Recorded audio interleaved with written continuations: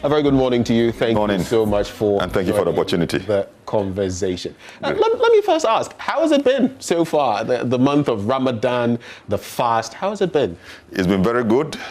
You know, fasting is a spiritual exercise. It's a state extraordinary to anyone, regardless. You can be a Christian. I mean, when you are in a state of fasting, your state is extraordinary because your connectedness with God and the astral realm and the spiritual realm is so strong, and that gives you a certain renewal of energy to be more dedicated to God. And so from the beginning of the month of Ramadan up to now that today we fasted more than 2 weeks, we still even feel energized, and we've begun feeling the nostalgia of having to get out with all the reassurance and the hopes and the blessings, but still we are thankful to God that He keeps us strong, even in the midst of COVID.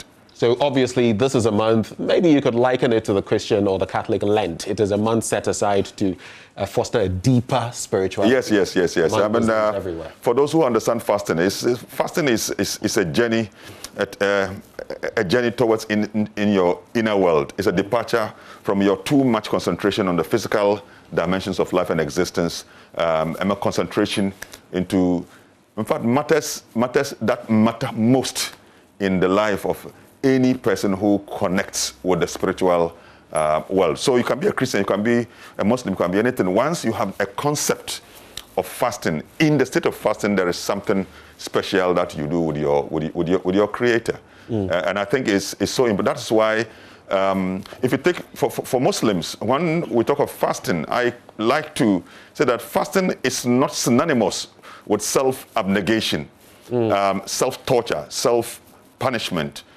self-denial. Self-mortification. Self-mortification, on all those things. And that's why in Islam you find that in our form of fasting, early dawn meal is taken, but that between the early dawn meal and the breaking of the fast in the evening, you have a certain length of period where you travel back from the hustle and bustles of life, temptations, attractions that break your connection with God, makes you lose concentration, are all given up. And so elementally, it is not just, I think it is wrong and it's inadequate for even some Muslims to define fasting just by way of the abstention from eating and drinking. Right. And I was just about to get to that, interestingly, because when we fast, and I like to specify what I adhere to, not what, because I may not know fully what others adhere to. Christians generally have their own fast, but before Easter, Catholics also, participate in our own form of fasting, which we call Lent. And you are also encouraged that, exactly as you're saying, it's not just fasting with your stomach. In fact, some people, for certain reasons, cannot fast. And I'll get to that in Islam as well, because I know it exists. But even certain things that you may watch, certain things that you may say, certain things that you may do, you are encouraged to fast from them. Is it same in It's same. It's Islam same. It's like, for example, I mean, the Prophet Muhammad, peace upon him, is reported to have said that whoever fasts and out of forgetfulness, he takes something, that he should continue the fast. So if your definition of fasting is just abstention from eating and drinking, then you get it wrong. Because even though he's eating, he's in a state of fasting. Similarly, an elderly person, an elderly man who, because of age and the feeble nature of his body, is unable to undertake the pangs of hunger, and so therefore he's allowed to eat. But in place of each eating day, he gives charity. Right. So such persons, even though might be seen eating, but in terms of their minds and their spirits, they are in a state of fasting. And that is why, for me, given all these things, any Muslim who limits the definition of fasting to the elementary abstention from eating and drinking, then gets it wrong. So this is a month, is it the 9th month in the Muslim calendar, that you set aside precisely for this. Now, there are 5 pillars of Islam, and Ramadan is one of them. Just how important is this month, Ramadan, or this pillar of Islam, put side by side with the 4 other pillars? The The special thing about the month of Ramadan is that the Quran will tell you in Quran chapter 2, verse 183, going, that this is the month of Ramadan in which the Holy Quran was revealed. Yeah. So therefore, it gives us an opportunity for celebration of the history of the commencement of our guidance. And that's the revelation of the Holy Quran. That revelation also signifies God's connection with the world of human experience. And so that also then gives a certain holiness to the month. And indeed, in the month of Ramadan, Muslims are, by dint of the holiness of the month of Ramadan, expected to attain holiness. That is why doing anything contrary to the rules and rubrics of fasting is a violation of the sanctity and the sacredness of the months.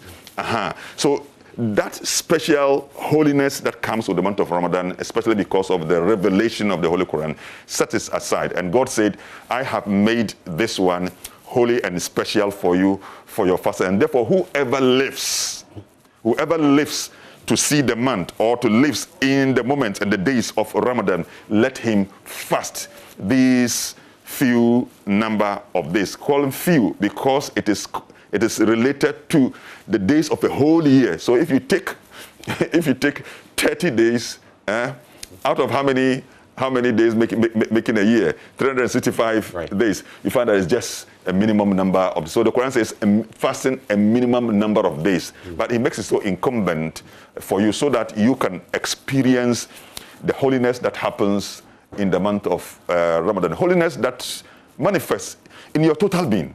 Right. In your total being. That is why, I mean, for example, to the total being, that is your total being and how it responds, especially how it resonates with divine attributes of peace and love. For example, that's why I said that when you are fasting and somebody provokes you, insults, the word they use is when you are insulted. And to insult is to provoke, is to say something that is hurtful. And it is naturally evokes a certain emotional response. But because at that time you are so special, you are in total control of your sentiments and emotions. The animal side of you that makes you so vengeful is tamed. And so you are a special person. You don't react. And that is our contribution to the total peace of the world. To bring the world to a state of peace and harmony. And I have said in my sermons that in this month, I pray that in any Muslim country, we don't hear the blast of a bomb or the trigger of a gun, the spill of a blood, the raping of women, the killing of children in any Muslim country. In fact, beyond this month, because you see, the virtues of Ramadan is supposed to carry us. So Ramadan leaves us full, having purged us of those animal things inside us. It fills us with the loads of virtues. Those virtues are what we are filled with in order to live and to proclaim and to demonstrate those divine attributes. Right. That is exactly. I feel disappointed that we fast every year, and when it comes to anything that is wrong, we are found also involved in it. And I told him in my sermon that I want to see a difference between my fasting when I was 7 years old. Was typically any child born and bred within the Zongo community and the Muslim community begins fast early in his life. Right. As early as age 6, 7, we are fasting. But I asked the question, what's the difference between my fasting when I was 7 years old? Now I'm more than 60 years. What is the difference between my fasting when I was 7 years old and my fasting now that I'm more than 60 years old? I'm getting close. What is the difference? That understanding must give us a certain experience that makes us distinctly different from any other person in terms of our behavior. Right. And the way we deal with the whole of the world, even at the heat of provocation. When in the month of Ramadan something happens to us, you go on social media, you hear things that, in my view, does not resonate with our spirit, because at that time our emotions are well controlled, and we can take our time, listen to things very well, and look at which is the best approach to be able to handle matters. That is how I feel, and that's how my experience, and that's how I want every Muslim, so in this special month, to be able to tame that aspect of us that makes us shout. He said, when you fast, he said, don't shout at people. Don't engage in indecencies. And that when you are insulted, he said, tell the person who insults you, I am fasting. This expression is figurative. It's figurative. I mean, you know, if I walk on the street, they're close to Joy News now, and I meet anybody, when you meet me, I say, oh, I'm fasting. You know, I'm fasting. Yeah. I'm fasting. I mean, I'll be considered a mad person. But it's to let the person know. Exactly. There is a certain expression that your body, your whole being demonstrates the very state in which you are. And that's what makes you a different person. It's a different thing. And speaking of that difference, it's so uncanny sometimes how both with Christianity and Islam, some of these things weave into one another. Because as you spoke about, comparing your fast as a child to what you do now. Yes. You remember that portion of the Bible where St. Paul actually is speaking, and he says, when I was a child, I behaved like a child, spoke like a child, acted like a child, but now I am grown. And of course, there are differences. It also talks about the faith as a baby and the faith to adulthood. Faith grows. Very similar. Faith is dynamic. It grows. That is why, you see, in Islam by law, when you are a child, the pen of destiny that determines your rightness and wrongness is lifted off you. You are not held responsible. Because at that time, you are a child. You are a child. You attain age of majority, then now you are mature. Now God focuses on you. This is my servant. I give him law, commandments. I teach him virtues. And I want him to see based on his own submissive volition. His own submissive volition, now he must behave as a true servant. So I give him a commandment. And once he's able to obey that, then he becomes the true Muslim. Well, the true Muslim is the one who submits, surrender completely to God. And in the state of fasting, your whole faith and everything is brought, under complete test. Under complete test. That's when you demonstrate, truly, that unto your God, you are an honest servant of God. Let me ask you this. You spoke about growing up in the faith, very briefly.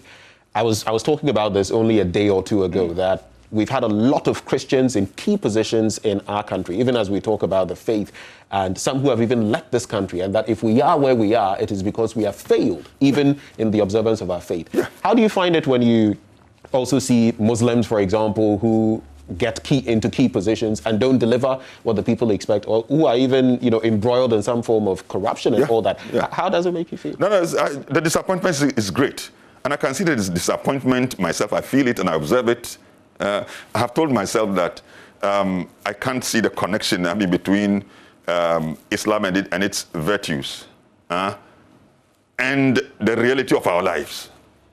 You come to the Zongo community, for example, Muslim community, you can't count the number of mosques. You can't count it. Every early morning you hear the blaring of the horn, of the microphone, calling Allahu Akbar. We come every month of Ramadan. We are fasting. We are going on Hajj and coming back. In fact, even in Hajj, we cast stones at the Satan. And then we come home, and then the contradiction now shows up. The one who doesn't believe in our religion, let's say, he doesn't care about God, he is killing, he's stealing, and we're also killing, we are also stealing. He is corrupt, we are also corrupt. So where lies the difference? But once we claim to be those who walk on this path, our life must show the difference. Yeah, and I tell the larger Muslim community, there is a certain textual reference on the Holy Quran which says that you have been made, according to that text, the best of nations ever raised for mankind, because you enjoin what is righteous and prohibit or prevent what is evil, and that you have faith in God. What it means, my understanding is that a Muslim community is a community commissioned by God with an assignment to be the hope of the world whenever the world is drifting away from matters of morality, like we are seeing now. We've sunken so low. I find it painful, disappointing, embarrassing that in a world of today we see children, less than 20 years can invite, call, beckon their own associate, their own associate, somebody they have eaten together with. They know he is somebody they are familiar with. They want to eat at and then house. They plot in their mind that because for pecuniary motive, they want to kill him, and they invite him. Innocently, he goes, and truly, they execute their plan. Yeah. They hit him with a club or hit him with a metal. They kill him and bury him. That is the world. You see how the world has sunk. And in a moment like this, you need a certain kind of strong wind of virtuosity that comes to remind the world and push the world away from evil and towards the... So if I see any Muslim doing the wrong thing around this time or any other time, I say, okay, well, he's a human being, all right, but it is disappointing. So if I see a Muslim minister, for example, and he's caught by corruption, I feel disappointed. I want him to be somebody who will be trustworthy, because in fasting, you are also taught clear conscience and honest service to one nation. The Muslim politicians must understand politics as a means to render service by taking political authority. It is not for profit. And that's why today, I was at Adan in a meeting, and we're all debating the rising cost of political campaigns. And when that happens, it also affects the way we manage our own resources. Yeah. So I want to see a Muslim politician who resists this temptation, that he comes to office, and he doesn't come to office because he wants to make profit out of political authority. But he sees politics as a means by which he can render service. That is true political service. That's the politics of integrity. We don't talk of politics of corruption, where you come and you do what we call sacrifice for self, and not sacrifice of self. You sacrifice for self and not sacrifice of self. If you sacrifice for self, it means that you are doing something, sacrifice here in order to get it here.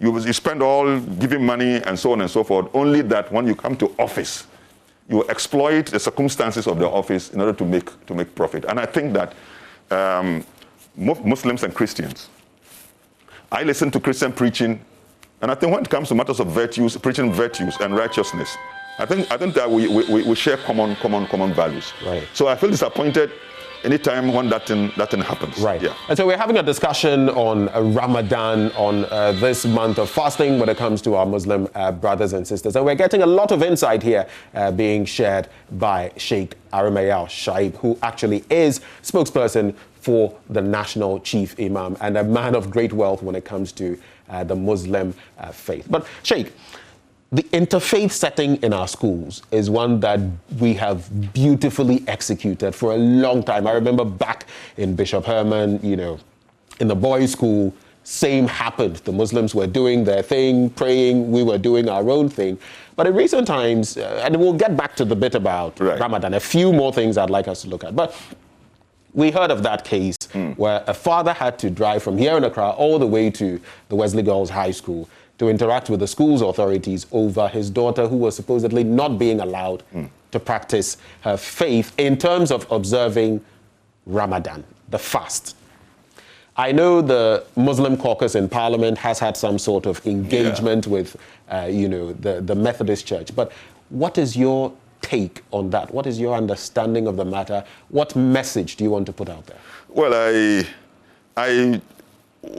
I was at Adan when this information came to me, and I was very cautious dealing with it. One, I'm very particular before I react to these matters. I want to hear the truth. What exactly did the headmistress say? Right. I want to get it from her directly. Madam, did you say the child should stop the fasting or she is withdrawn from the school? Is that exactly what the headmistress said? Okay. Because I have not heard this, some audio and other things, I was very cautious in order to. Secondly, I was also cautious not to generalize. Why? Because as I sit down here, I'm a proud product of an Anglican teacher training college. Oh, wow. I don't shy away from saying this in public. Which one? The Sefioso Training College. Okay. Sefioso. And when I meet the Anglican bishops, I tell them, the bishop, do you know you trained me as a teacher? And Bishop Akrofi, wherever you are, I mean, the day I told him this, he jumped and hugged me.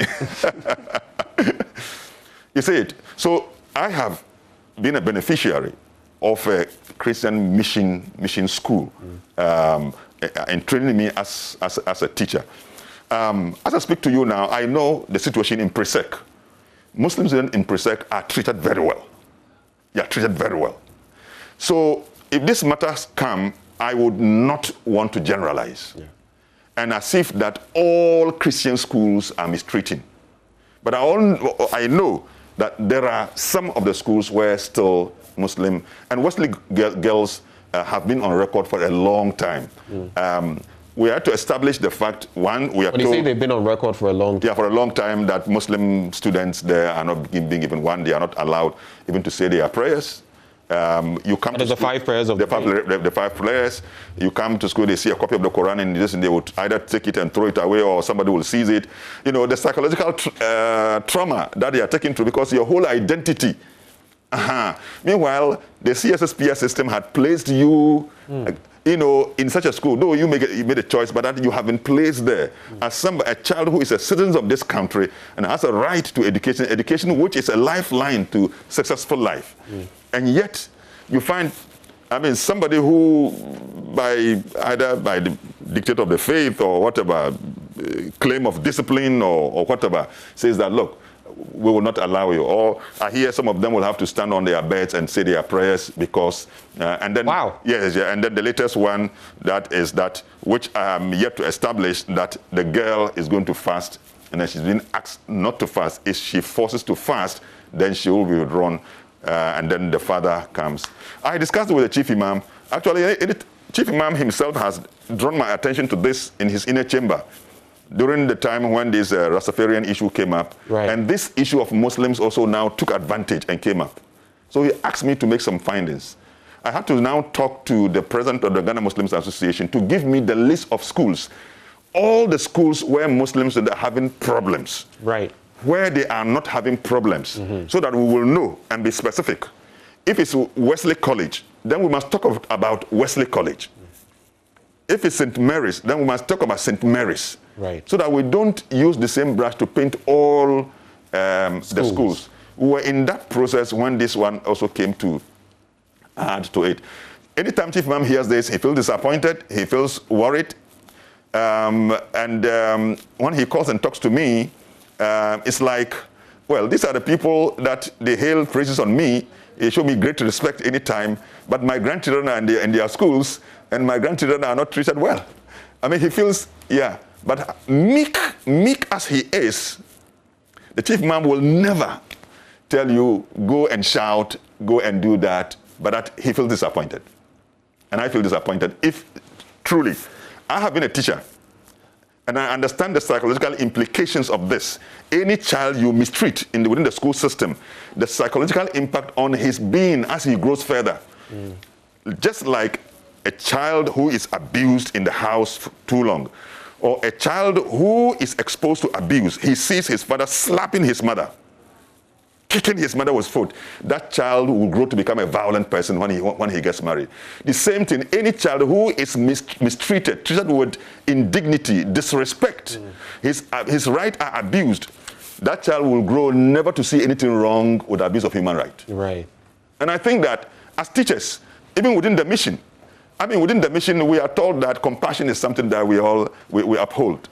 And I find a contradiction when Muslim children are in Christian schools, and Christians who uphold the virtue of compassion and respect for human dignity will not be able to look at within the frame of their discipline to also respect the diversity in it and say, oh, these are Muslim children, we are happy, we are making contributions into their lives. And there's one of our very respected Christian clergy, during our debate on this issue of hijab at Kofi Annan, when the other Christian clergymen were so hard refusing to understand. This respected clergyman, I don't want to mention his name. You know what he said? What did he say? He reminded the Christians, pastors who were there, just said, my brothers, you know, gone were the days when we established these schools for evangelization. Now we establish these schools in order to educate. In order to educate. That respected Christian clergyman who was the chair of that sitting at Kofi Annan, this is what he told his colleagues. You see, I want to be able to, like I'm speaking now, to also stand and defend any Christian child who is mistreated. Because under me are Christian children. In my house, I live with Christian children. My wife brought them and they have remained with me up till this time. On Sunday, they don't go to church. I ask them, hey, I ask them, in Easter, I give them gift for their Easter. Yeah, up till now, my wife died years back, but the children she brought from her workplace are still living with me. So let me find out from you, Sheikh. In supporting what Wesley Girls has done, in backing up, in giving some reason for what they did, they indicated that this is a general rule. It doesn't matter whether you are Christian, Muslim, Buddhist, whatever, it doesn't matter. It's a general rule applying to everybody. Right. And they also say that in this specific case, it is for the health of the children. Right. Those in the school. And of course, I know that in Islam, even in terms of fasting, sometimes if there are health reasons, you are not allowed to fast. You've made mention of that. Does that suffice as a reason? No, it doesn't suffice because, look, these children are children who have been brought up and they understand what this fasting means. They know when you are sick, you don't fast. They know. But once the child is not sick, and he's able to also go through the day's activity without showing any, like I told you, I fasted. I fasted. The father of girls says she started fasting as early as 80 years. 80 years, like, so, look, at least just to give every typical Muslim child living in the Zongo begins fasting, because for us, then it becomes part and parcel of our lives. Let the girl do it, observe her, and see whether it's affecting her. What are the health implications? I mean, people do fasting for health reasons. You go to some of the situations where a doctor will ask you to do fasting because he wants to improve your health. Look, it sounds bizarre, and I think that the authority in the school should not go such low to give such distance. One of the things that with the Rastafarian, my viewpoint was that probably we didn't anticipate a growing diversity.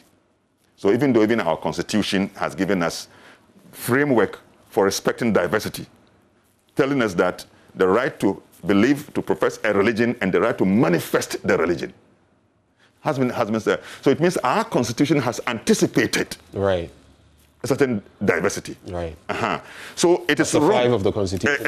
Exactly. But maybe in our minds, in the minds of most institutions, they have not been ready to accept that growing diversity. So it's a certain mindset of a certain. Look, I was at Legon. At Legon, I was a bit radical. Deliberately, I was disturbing my hall tutor, because in all the halls of residence, the institution, that colonial administration, never anticipated one day Muslims will be part of that system or any other religion. So they provided chapels in all halls of residence where Christians could go there. Now you have a growing number. You ask of a small place to worship, and they see that's bizarre, strange. So, Sheikh, where's this man coming from? Let's do this. You've made mention of the fact that the chief imam is unhappy about this. Very, very unhappy and disappointed. You have a list of schools that are not allowing Muslims to. Yeah, in fact, I wish if I knew this. About how many are they? Just very briefly, about how many schools are on? I think that the schools that I have received where these things are going on are more than about 20 schools. More than 20 schools? Yeah, I mean, these things are scattered across the country. The country. Good. So what are you going to do about it? Well, Chief Imam, what are you going to do about it? I believe that in circumstances of diversity, to establish harmony, dialogue is key. Dialogue is key. I respect the Christian community that they build their schools in order to promote their virtues and values, and that must be respected.